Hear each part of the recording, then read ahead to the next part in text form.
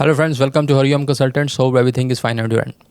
तो इस वीडियो में हम बात करने वाले हैं तीन इन डिमांड फील्ड्स जिसके लिए अगर आपने ईओआई सबमिट किया हुआ है, आपकी असेसमेंट हो चुकी है and you are waiting for the invitation, these are the three fields in which invitation will be coming soon.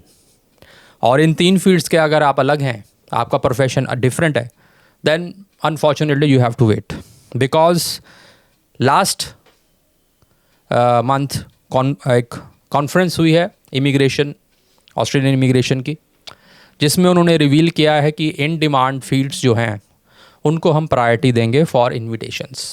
189 also and 190 both PR visas हैं, और इवन 491 के लिए भी जिसमें वर्क राइट्स हैं।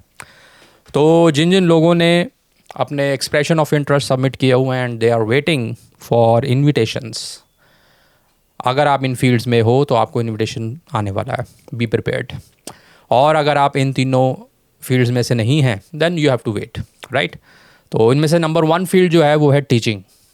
Yes friends, if you are a teacher and आपने अपना assessment करा के फाइलिंग की हुई है ईओआई की and you are waiting, then soon you will be getting invitations for your PR as well as for 491, whatever the cases. अब जिनको नहीं मालूम है, टीचर्स के लिए जो रिक्वायरमेंट है उसमें अगर आप चाहते हैं कि अलग से वीडियो बने कि what are the requirements to get assessed for teaching profession, then write a comment below and book a slot with us to discuss your case. So the number 1 profession in which they are giving priority is teaching. अब teaching में college teacher, primary school teacher सब आ रहे हैं, ठीक है ना। Teaching is common, इसमें काफ़ी लेवल पे टीचिंग होती है, हर कोई जो भी इस प्रोफेशन में है। और अगर आपने ईओआई डाला हुआ है, सबमिट किया हुआ है, you will get invitation soon. Second profession is health. Health sector के अंदर अगर आप किसी भी लेवल पे काम कर रहे हैं, right from the technician to up to higher level के लिए थोड़ी डिमांड उनकी अलग से है। जैसे आपको मालूम है नर्सिंग के लिए वहाँ से नर्सिंग कंपलसरी है, एग्ज़ाम वगैरह सारा कुछ है।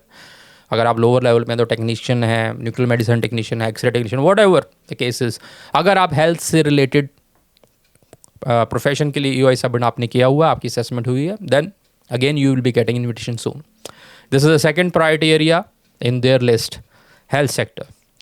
तो अगर आप हेल्थ सेक्टर के किसी भी लेवल पे काम कर रहे हैं और आपने असेसमेंट करा के ईओआई डाला हुआ है और डालना चाहते हैं, तो contact we let you know how to go with that, right. Then again you are in demand field, you will get invitation soon. And the third, जिसके लिए हम हमेशा 462 वीज़ाज़ वालों के लिए भी बोलते हैं, 403 जो भी है, यंग एप्लीकेंट्स जो सेटलमेंट चाहते हैं, दैट इंडस्ट्री इज़ कंस्ट्रक्शन। अब कंस्ट्रक्शन के अंदर वाइड वैरायटी ऑफ जॉब्स हैं और it is third priority area in which they will be giving invitations. अब इसमें बहुत लोग कवर होंगे अगर आप उसमें से एक हैं तो। इसमें बेसिकली ब्रिक लेयर्स, कंस्ट्रक्शन से रिलेटेड में painters, plumbers, would workers, electricians, जो भी कंस्ट्रक्शंस की इंडस्ट्री वाइड है, डेवलपमेंट करनी है बेसिकली उन्होंने, ठीक है ना।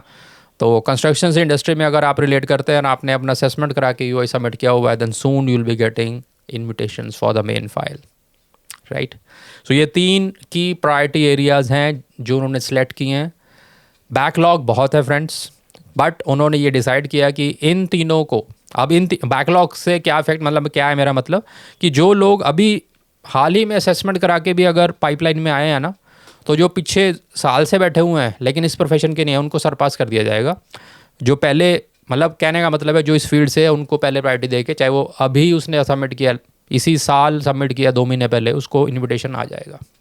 So that is the thing. जब प्रायोरिटी आ जाती है ना फ्रेंड्स, तो priority at the cost of other applicants होता है।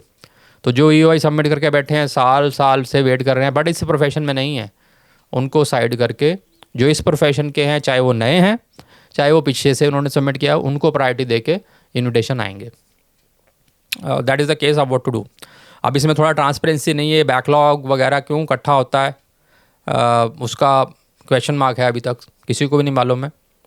आपने काफ़ी वीडियोस देखे होंगे, हर जगह पे यही, this is the process which is not transparent at all, कि वो बैकलॉग क्यों आता है। जब आपने इन्विटेशन इतने ईओआईज डाले हैं, इतनी ऑक्यूपेशंस रखी हैं, तो सिर्फ कुछ की एरियाज़ में ही इन्विटेशन क्यों आता है।